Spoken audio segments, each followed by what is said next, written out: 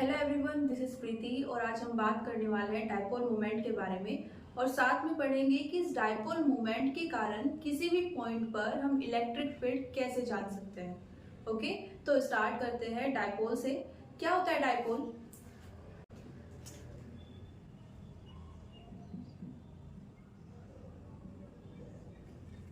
देखिए, डाइपोल हमारे पास एक अरेंजमेंट है। किसका अरेंजमेंट है? Of two equal and opposite charges.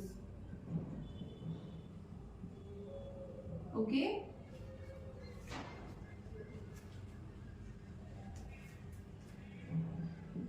separated by small distance. Okay, क्या होता है डाइपोल? हमारे पास ये एक अरेंजमेंट है जिसमें हमारे पास दो इक्वल एंड अपोजिट चार्ज होते हैं, ये माइनस ये प्लस। ओके, और इन दोनों को एक स्मॉल सेपरेशन पर रखा जाता है, ये इनके बीच की डिस्टेंस। ओके, इस डिस्टेंस को हम 2L बोलते हैं। 2L क्यों लिखते हैं? देखिए, इन दोनों चार्जेस के बीच में एक मिड पॉइंट होता है O। ओके, और हम डाइपोल में ज्यादातर कैलकुलेशन इस मिड पॉइंट से करते हैं। उस सिचुएशन में हमारे पास ये हो जाता है L और ये भी हो जाती है L। कैलकुलेशन थोड़ी इजी हो जाती है बिकॉज अगर हम यहाँ पर L रखें तो ये वाला पार्ट कितना हो जाएगा L/2 और ये वाला कितना हो जाएगा L/2। तो हमारी जो कैलकुलेशन है वो किस में चलेगी? फ्रैक्शन में चलेगी। ओके, तो थोड़ा सा इजी बनाने के लिए सिचुएशंस को हम क्या यूज करते हैं? 2L यूज करते हैं। ओके, नेक्स्ट हमारे पास नेमिंग कर लेते हैं इसको। नेक्स्ट हमारे पास ये मिड पॉइंट किस पर है? इन दोनों को ज्वाइन करने वाली लाइन पर। ओके, लेकिन ये AB लाइन जो हमें दिख रही है और ये मिड पॉइंट, ये दोनों इमेजिनरी होते हैं।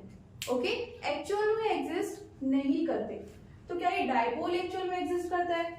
देखिए, ये डाइपोल एक थ्योरेटिकल कॉन्सेप्ट है।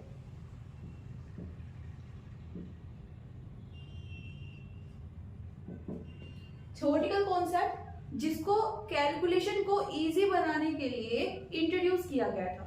ओके, लेकिन हम रियल लाइफ में भी इसको एटम्स और मॉलिक्यूल्स के बीच में डाइपोल का इफेक्ट देखा जा सकता है।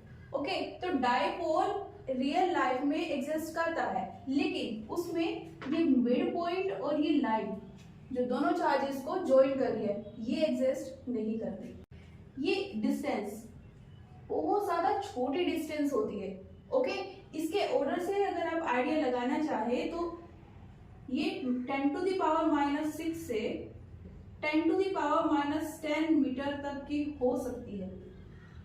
ओके,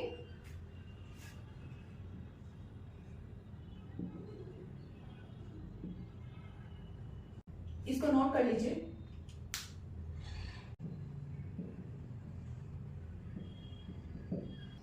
अब ये तो हो गया हमारे पास डाइपोल, लेकिन ये डाइपोल कितनी स्ट्रेंथ का होता है? देखिए, जैसे हमने इलेक्ट्रिक चार्ज पढ़ा था, उसके बाद इलेक्ट्रिक फील्ड पढ़ी।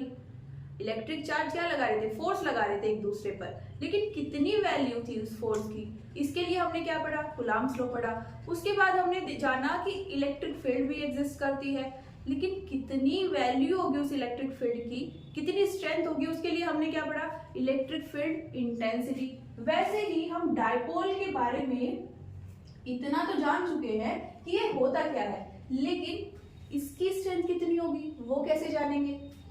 उसके लिए हम पढ़ने वाले हैं डाइपोल मोमेंट। इसको स्मॉल p से डिनोट किया जाता है। ओके, होता क्या है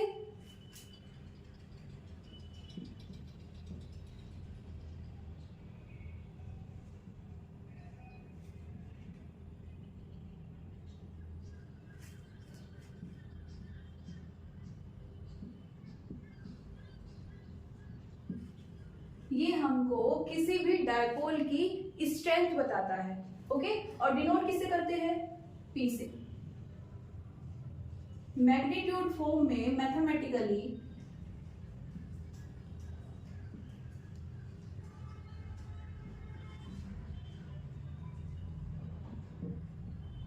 P equals to Q into 2L। Okay, ये हो जाती है हमारे पास डायपोल मोमेंट की मैग्नीट्यूड फॉर्म। ओके, अब यहां से इसकी यूनिट कितनी आ जाएगी? ये देखिए, Q कूलाम, 2L क्या है? डिस्टेंस है, तो किस में मेजर करेंगे? मीटर में। तो डायपोल मोमेंट की यूनिट क्या आ जाएगी? Coulomb metre. अब ये डायपोल मोमेंट एक वेक्टर क्वांटिटी होता है। ओके,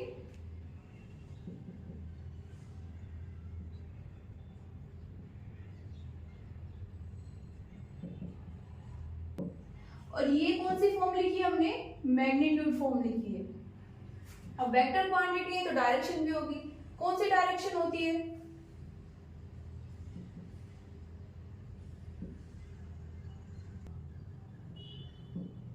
तो इसकी डायरेक्शन हमारी डायपोल एक्सिस के अलोंग होती है, और कहां से कहां पर? नेगेटिव चार्ज से पॉजिटिव चार्ज की ओर होती है। जरा शो करते हैं। ये हमारे पास एक डायपोल है AB,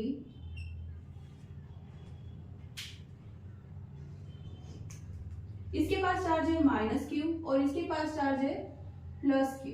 ये इसका हो जाता है मिड पॉइंट, और ये डिस्टेंस 2L। तो इस डायरेक्शन में कैसे शो करेंगे? -2 plus charge along the dipole axis, और डिनोट करते हैं P कैप से। ओके, पहले भी हमने डिस्कस किया था कि किसी भी वेक्टर की डायरेक्शन को शो करने के लिए हम एक यूनिट वेक्टर को यूज करते हैं। ओके, सभी यूनिट वेक्टर के ऊपर क्या होता है? एक कैप लगी होती है, और इनका मैग्नीट्यूड कितना होता है? 1 होता है। ओके, कोई भी यूनिट वेक्टर है उसका मैग्नीट्यूड 1 होगा। हम यहाँ पर P कैप यूज करते हैं किसके लिए? डायपोल मोमेंट फाइंड करने के लिए। ओके, नोट कीजिए। तो ये तो हमने जान लिया कि डायपोल क्या होता है और डायपोल की स्ट्रेंथ मींस डायपोल मोमेंट क्या होता है। ओके, अब आते हैं इलेक्ट्रिक फील्ड पर। इस डायपोल के कारण किसी भी पॉइंट पर क्या हम इलेक्ट्रिक फील्ड फाइंड कर सकते हैं? ऑफ कोर्स कर सकते हैं। कैसे करेंगे? चलिए देखते हैं।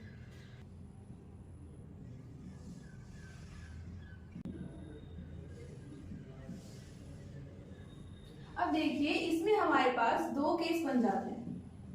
पहला केस है, हम इलेक्ट्रिक फील्ड निकाल रहे हैं डायपोल के कारण, लेकिन कहां पर? एक एक्सियल पोजीशन पर।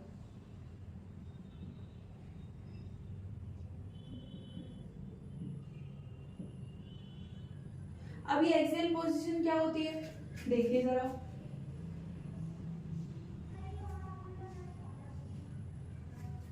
ये हमारे पास है -Q चार्ज, ये है हमारे पास +Q चार्ज, और ये हो गई हमारे पास डायपोल की एक्सिस। ओके, जो इन दोनों चार्जेस को ज्वाइन करते हुए जा रही है। ओके, अब इस एक्सिस पर हम एक पॉइंट लेते हैं। इनके बीच में भी ले सकते हैं, इस साइड भी ले सकते हैं, और इस डायरेक्शन में भी ले सकते हैं। ओके, हम अभी मेजर करेंगे यहाँ पर। हम एक पॉइंट ले लेते हैं P। ओके, और ये हमारे पास मिड पॉइंट। अब जरा डायरेक्शन देख लेते हैं।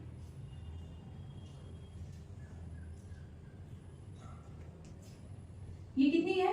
डिस्टेंस 2L, और डायपोल की डायरेक्शन क्या हो जाएगी डायपोल मोमेंट के लिए? Negative to positive. ओके, ये वाली लेंथ कितनी है? L। ये भी कितनी हो जाएगी? L। अब कंसीडर करते हैं कि ये वाला P पॉइंट कितने डिस्टेंस पर है, R डिस्टेंस पर है, किससे, O से।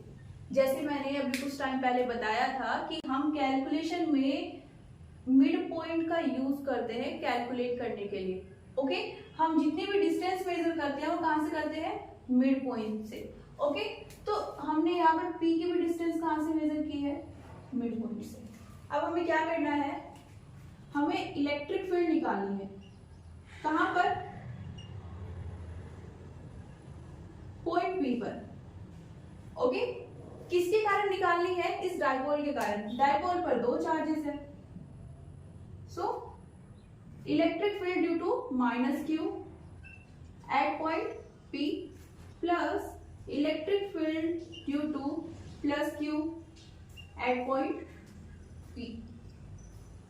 कितना हो जाएगा ये, इसकी वैल्यू कितनी होगी, K Q divided by R square. Q होता है चार्ज जिसके कारण इलेक्ट्रिक फील्ड वहां पर है, और ये होती है डिस्टेंस कैपिटल Q और किसी पॉइंट के बीच में जिस पर हम इलेक्ट्रिक फील्ड निकालना चाहते हैं। ओके, तो यहाँ पर कैपिटल Q क्या हो जाएगा, माइनस Q, इसका मैग्नीट्यूड लेते हैं, और ये वाली डिस्टेंस माइनस Q और पॉइंट P के बीच कितनी डिस्टेंस है, L प्लस R, तो ये हो जाएगा L plus R whole square. Direction, ये माइनस Q P पॉइंट पर फोर्स लगा रहा है। ओके, किस डायरेक्शन में लगाएगा, ये नेगेटिव है ना, और ये हम कोई चार्ज नहीं है तो हम पॉजिटिव कंसीडर कर लेते हैं। ओके, तो नेगेटिव पॉजिटिव को अट्रैक्ट करता है, तो ये कितना हो जाएगा, इसको माइनस EQ लिख लेते हैं। ओके, कौन सी डायरेक्शन है ये, माइनस I कैप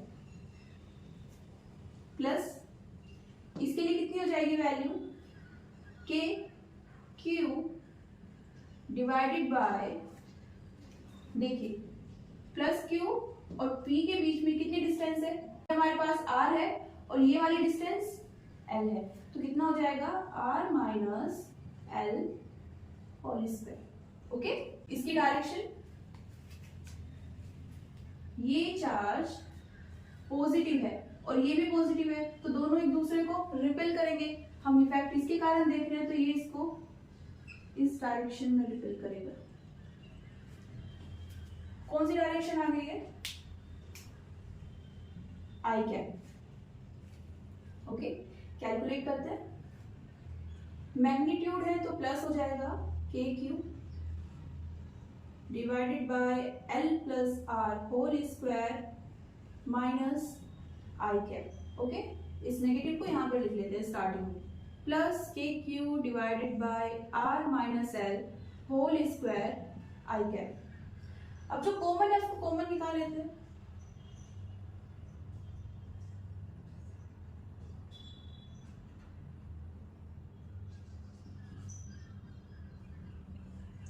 कितना आ जाएगा ये, माइनस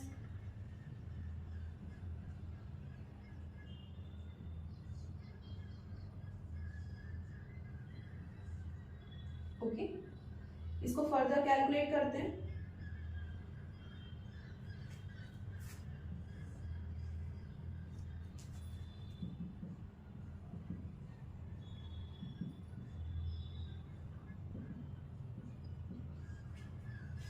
इसको क्या कर सकते हैं, एलसीएम से सॉल्व करेंगे।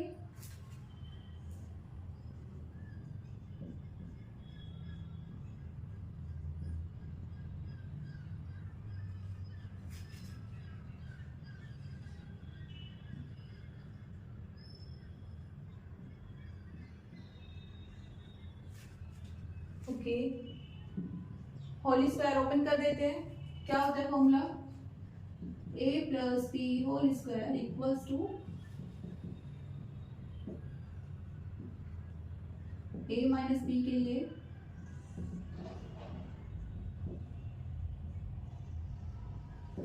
ओके।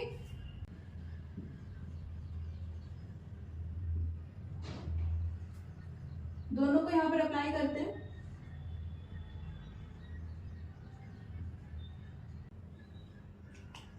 कुछ टर्म्स कट हो जाएंगी, नेगेटिव साइन है ना बाहर,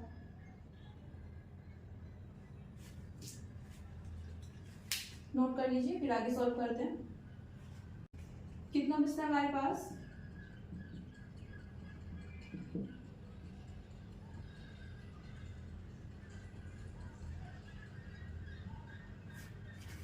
minus minus plus 2RL plus 2RL, okay. कितना हो जाएगा, 4RL divided by R plus whole square R minus whole square. ये आ जाता है हमारे पास electric field at point P, okay, due to dipole. अब देखिए यहाँ पर हम क्या कर सकते हैं, इसको P की टर्म्स में निकालते हैं। उसके लिए P की वैल्यू क्या होगी, Q इंटू 2L।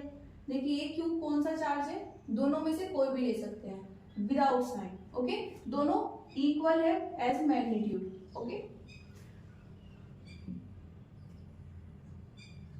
दूसरा हम यहाँ पर पुट करते हैं कि R is greater than L, okay. ये दोनों कंडीशंस यहाँ पर पुट करते हैं, कितना आ जाएगा, Q2L, इसको हमने क्या लिख दिया है, P। अब देखिए R बहुत ज्यादा बड़ा है L की कंपैरिजन में, तो क्या करेंगे, L को 0 पुट कर देते हैं, ओके। जब भी ऐसी सिचुएशन आती है तो हम क्या करते हैं, जो वैल्यू बहुत ज्यादा छोटी होती है उसको 0 मान लेते हैं, ओके। लेकिन सिर्फ जहां पर ये एडिशन में है, ऐड हो रही है या फिर सब्ट्रैक्ट हो रही है, सिर्फ वहां पर ये चीज करेंगे, मल्टीप्लीकेशन या डिवाइड में ये नहीं करेंगे, उसको एग्जैक्ट कैलकुलेट करते हैं, ओके। कितना आ जाएगा ये, R square R square, okay.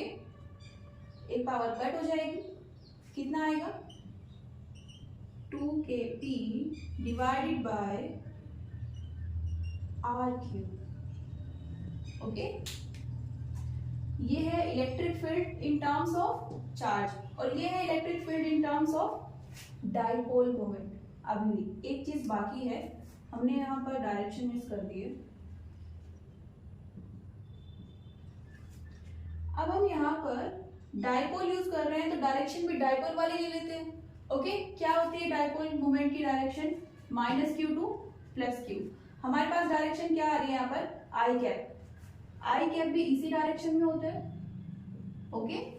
देखिए हमेशा नहीं होगा, इस वाले केस में ऐसा हो रहा है कि आई कैप की डायरेक्शन में ही डाइपोल मोमेंट की डायरेक्शन आ रही है, ओके। तो हम सिंपली क्या करेंगे, इसको रिप्लेस कर देंगे पी कैप से, okay.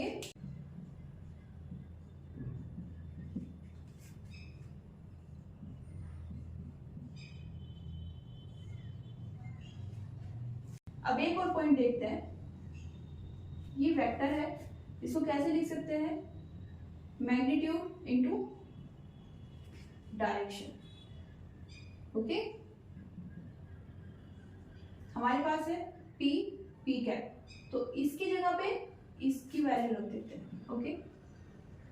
2k vector p divided by R cube, ये आ जाता है हमारे पास finally formula for electric field at any point P। यहाँ पर हमने पॉइंट P ये वाला लिया था, ओके। ये पॉइंट P कहीं पर भी हो सकता है, मिड पॉइंट या फिर इस डायरेक्शन में, ओके। सबके लिए यही फॉर्मूला एप्लीकेबल होगा, ओके, नोट कीजिए। नेक्स्ट है हमारे pass on the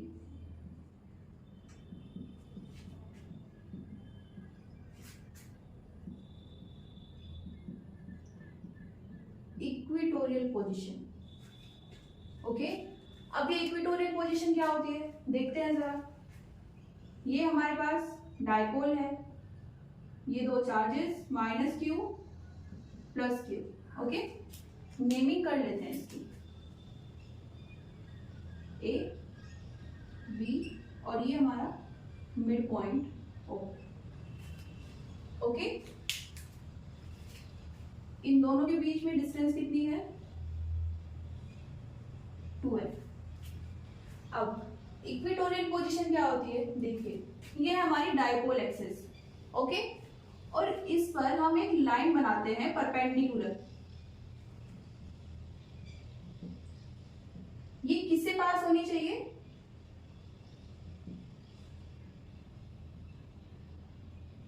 mid point से। बनाते हैं एक लाइन,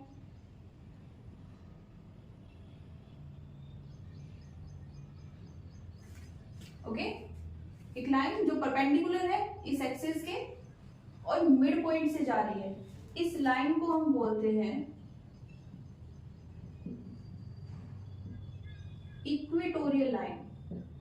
ओके, और अब इस लाइन पर हम कहीं पर भी किसी भी पॉइंट पर एक पॉइंट कंसीडर कर लें, और अब इस लाइन पर कहीं पर भी हम अगर एक पॉइंट ले ले तो उसको हम क्या बोल सकते हैं,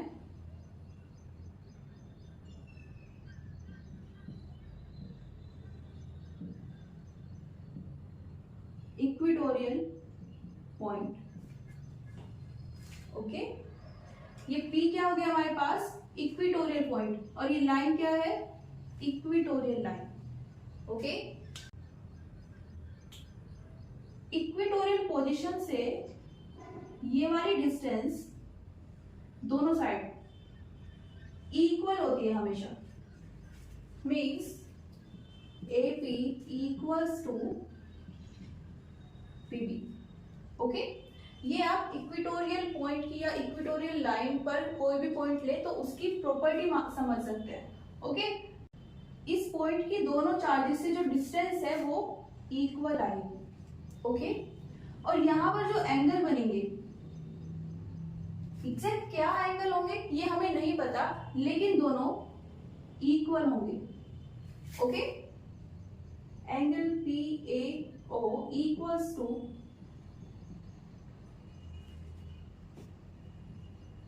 ओके, नोट कर लीजिए इसको। अब देखिए हमारे पास क्या क्या गिवन है, एक डायपोल है, डायपोल 2l लेंथ का है, और चार्जेस कौन कौन से हैं, -q +q, इतना हमें गिवन है। साथ में गिवन है पॉइंट P जिसको हम बोल रहे हैं इक्वेटोरियल पॉइंट। ओके, और इसकी डिस्टेंस गिवन है, मींस ये कितना है, मिड पॉइंट से d डिस्टेंस पर। ओके, ये वैल्यूज हमें गिवन है। हमें जो फाइनल फॉर्मूला निकालना है, फाइनल जो हमारे पास कंडीशन आएगी इलेक्ट्रिक फील्ड की, उसमें हमारे पास यही सिर्फ वैल्यूज होनी चाहिए। इसके अलग हम कैलकुलेट करने के लिए जो भी पैरामीटर्स, जो भी क्वांटिटीज को कंसीडर करेंगे, एज्यूम करेंगे, उनको हमें रिप्लेस करना पड़ेगा। ओके, और ये इसी डेरिवेशन में नहीं, किसी भी डेरिवेशन को हम करते हैं कुछ कंडीशंस हमें गिवन होती है। ओके, फाइनली हमारे पास जो फॉर्मूला आता है उसको हमें उन्हीं क्वांटिटीज की टर्म्स में लिखना होता है जो हमें गिवन है, जो हमने एज्यूम की है अपनी साइड से, उनको हम रिप्लेस कर देते हैं। ओके, तो इतनी इंफॉर्मेशन हमें गिवन है। इस वाले और इस वाले लेंथ को हम मान लेते हैं r। ओके, ये हमने कंसीडर किया है, लेट कर लेते हैं, ये कितना है, ये r है। ओके, और इसको ले लेते हैं एंगल थीटा। ओके, तो चलिए अब आते हैं अपने पॉइंट पर। इसमें क्या करना है हमें, हमारे पास एक P पॉइंट है जिसको हम इक्वेटोरियल पॉइंट बोल रहे हैं, और इस पर हमें क्या निकालनी है, इस डायपोल के कारण नेट इलेक्ट्रिक फील्ड निकालनी है। कैसे निकालेंगे,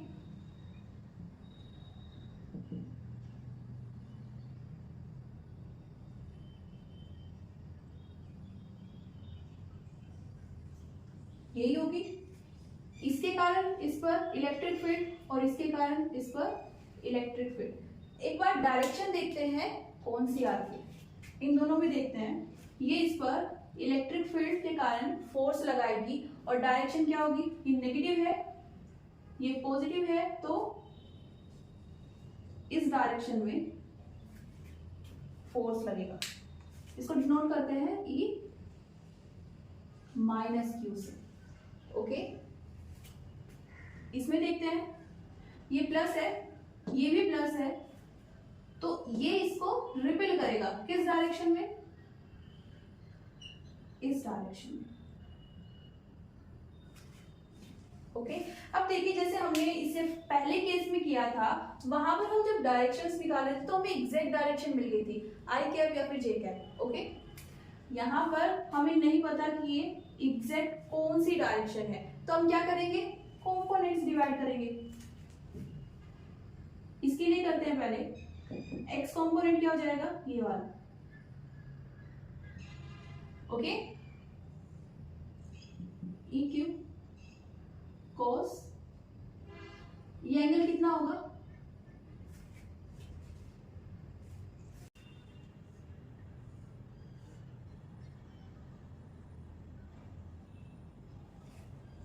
इनको हम बोलते हैं अल्टरनेट एंगल। ओके, जिसमें जेड बनती है शेप। अब यहां पर देखिए एक जेड शेप यहां पर भी बन रही है।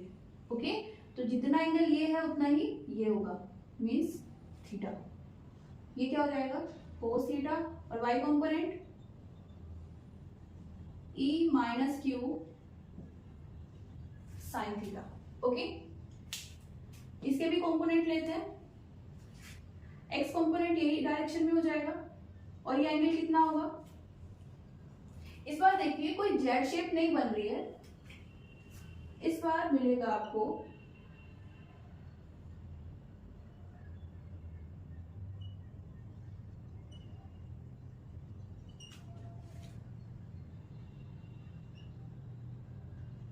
ये वाली सिचुएशन, क्या बोलते हैं इनको,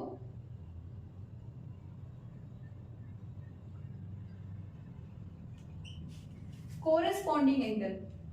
ये वाला एंगल इसके इक्वल होगा। देखिए जरा, ये लाइन है, ये हॉरिजॉन्टल एक्सिस है, थीटा एंगल बन रहा है। अब सेम हॉरिजॉन्टल एक्सिस यहां पर बन रही है सेम डायरेक्शन में। ओके, कितना हो जाएगा, ये भी थीटा हो जाएगा। तो कितना आएगा x component, E Q cos theta. Okay, और y कंपोनेंट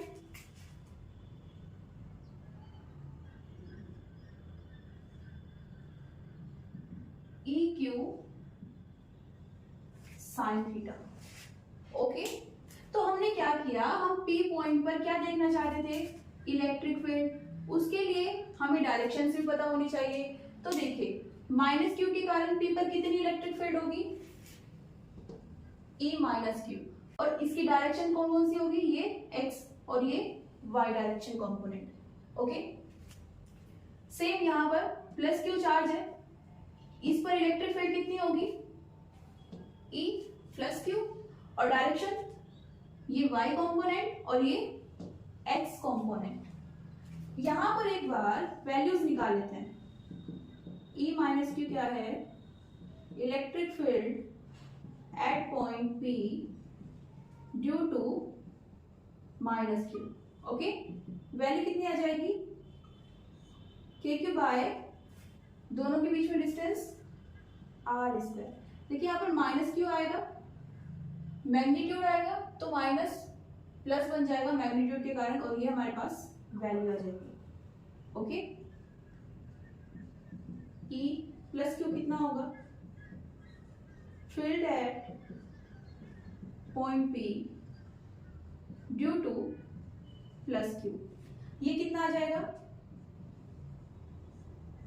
आर स्क्वायर। दोनों की वैल्यू इक्वल है। ओके, अब देखिए यहां पर ये वाला और ये वाला कंपोनेंट पर जरा ध्यान दीजिए।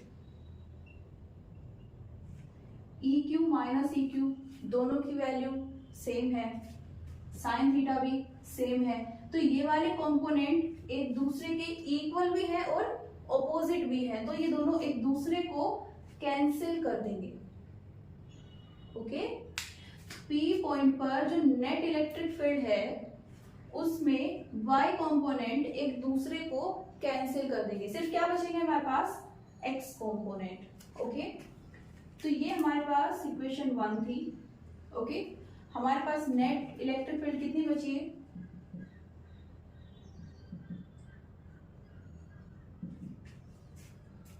E minus Q cos theta plus E plus Q कोस थीटा और डायरेक्शन आई कैप। समझ आया?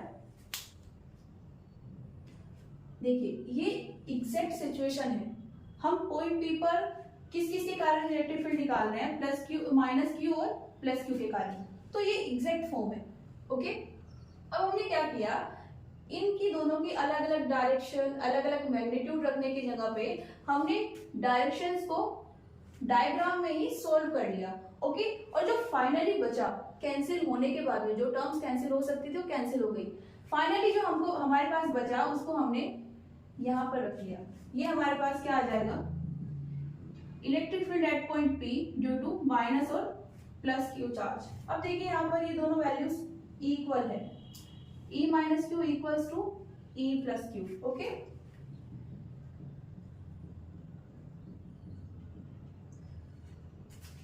तो इन दोनों को क्या लिख सकते हैं, 2EQ cos theta I cap. Okay, ये हमारे पास क्या आ गई, इक्वेशन 2।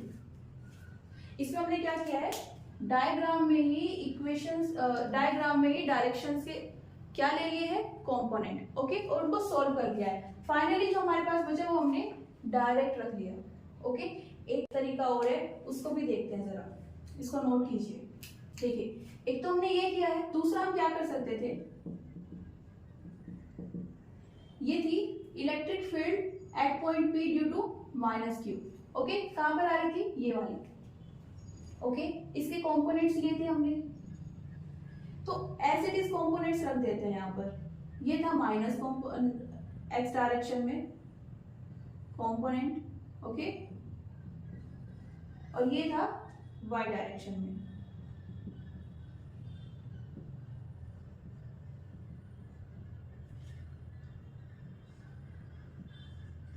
इसके लिए ये डायरेक्शन थी और ये वाले इसके कंपोनेंट्स थे।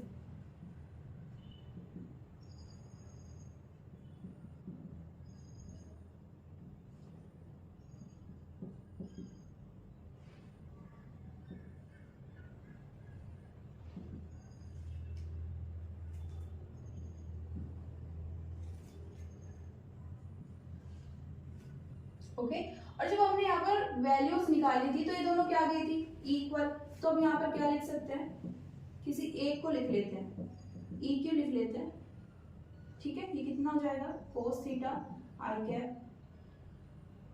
प्लस माइनस है ना, इसको स्टार्टिंग में ले लेते हैं, EQ साइन थीटा जे कैप प्लस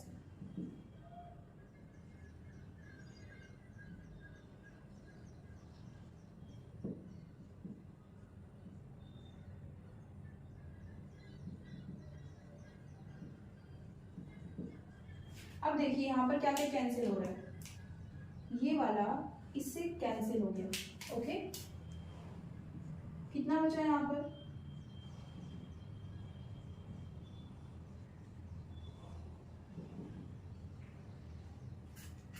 ये वाली इक्वेशन और ये वाली इक्वेशन दोनों सेम है।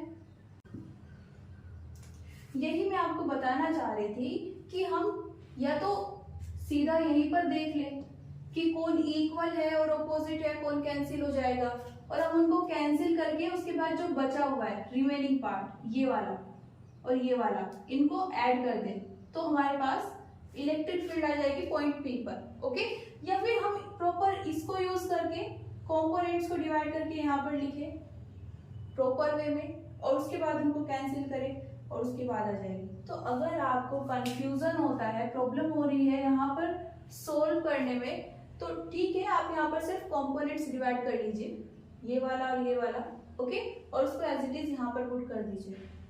जो नेगेटिव होगा वो खुद से कट जाएगा, ओके, और फाइनल आपके पास यही रिजल्ट आएगा, ओके। ये दोनों नहीं करने हैं, सिर्फ एक करना है, या तो ये कर लीजिए या फिर ये कर लीजिए, ओके। डायग्राम दोनों में सेम रहेगा। ये हमारे पास इलेक्ट्रिक फील्ड आई है, आई कैप, ओके। यहाँ पर वैल्यू रख देते हैं जो हमने निकाली थी, कितनी थी, K Q divided by R square cos theta. अब देखिए, वैसे तो हमारे पास फॉर्मूला आ गया, ओके, ये क्या आ गई हमारे पास, electric field at point P. लेकिन जैसे मैंने स्टार्टिंग में मेंशन किया था कि हमें ये सिर्फ उन्हीं पैरामीटर्स में, उन्हीं क्वांटिटीज में छोड़ना है आंसर जो हमारे पास स्टार्टिंग में थी। आर और थीटा हमने कंसीडर किया था, ये एग्जैक्ट वैल्यू क्या है हमें नहीं पता है, ओके, तो हमें इनकी एग्जैक्ट वैल्यू निकालनी पड़ेगी। कैसे निकालेंगे, देखिए, ये वाला ट्रायंगल लेते हैं, 90 पर है,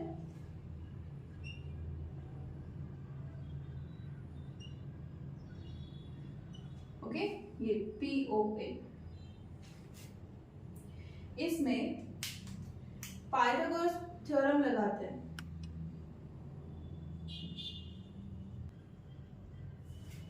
कितना आ जाएगा वहां से, ये वाली length means AP whole square equals to AO square plus ये वाला OP स्क्वायर। ये कितनी है, L है, ये कितनी है, D,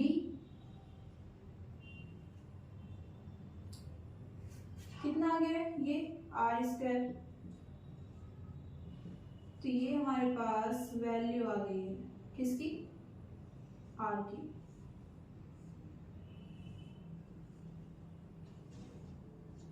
ओके, कोस थीटा की वैल्यू भी निकाल लेते हैं, कितना आएगा, कोस थीटा सेम ट्रायंगल में देखते हैं, बेस डिवाइडेड बाय हाइपोटेन्यूज,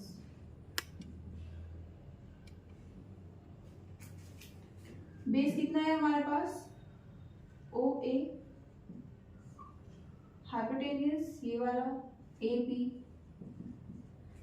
तो कितना है ये, cos theta equals to OA कितनी है, L, AP कितनी है, R की वैल्यू भी निकाली हमने, L square plus D square.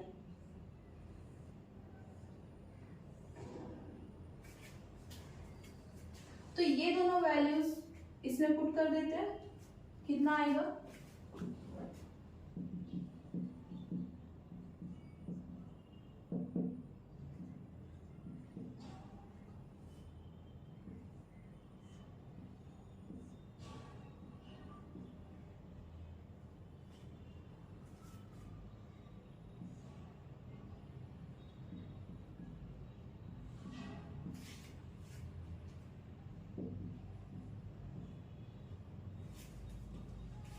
Okay. अब देखिए, यहां पर एक सिचुएशन लेते हैं, जैसे पहले वाले केस में ली थी,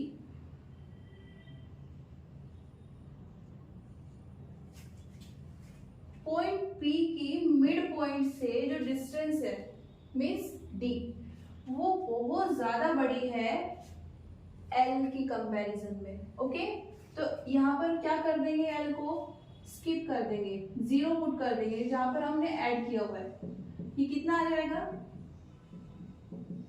-2KQL divided by L square plus D square. L को 0 कर दिया, D स्क्वायर बचेगा यहाँ से, ओके। यहाँ पर ये 0 हो गया, D स्क्वायर अंडर रूट में कितना आ जाएगा, ये D, ओके, क्या लिख सकते हैं? -2kql divided by dq I cap. Okay, ये हमारे पास क्या आ गया है? Electric field at point P in terms of Q charge. Okay, और ये वाला हमारे पास R नहीं था, एग्जैक्ट वैल्यू थीटा की एग्जैक्ट वैल्यू नहीं थी, इसलिए हमने ये वैल्यूज निकाली और यहाँ पर पुट की, और फाइनली किसकी टर्म्स में निकाला है? जो हमें गिवन था, L ये लेंथ, D ये वाली डिस्टेंस। ओके, Q की टर्म्स में निकाल लिया है ना। हम डाइपोल की बात कर रहे हैं तो डाइपोल मोमेंट की टर्म्स में भी निकालते हैं। ओके, कितना हो जाएगा? डाइपोल क्या होता है? P equals to Q into 2L। Okay, कितना हो जाएगा ये?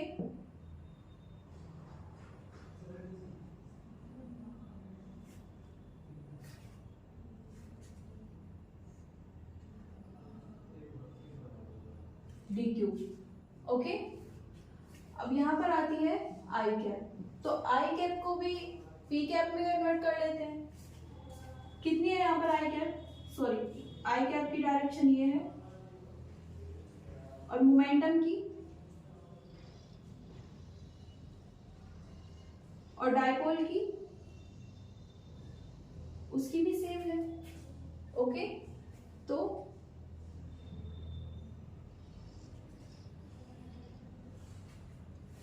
इसको क्या लिख सकते हैं? Vector P divided by dq। ये आ गई हमारे पास final form of the electric field at point P। Note कर लीजिए।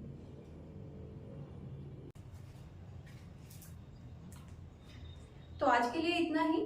आई होप कि आज की क्लास आपके लिए हेल्पफुल रही होगी आज के टॉपिक को समझने में। नेक्स्ट टॉपिक नेक्स्ट वीडियो में, तब तक के लिए thank you everyone, see you soon.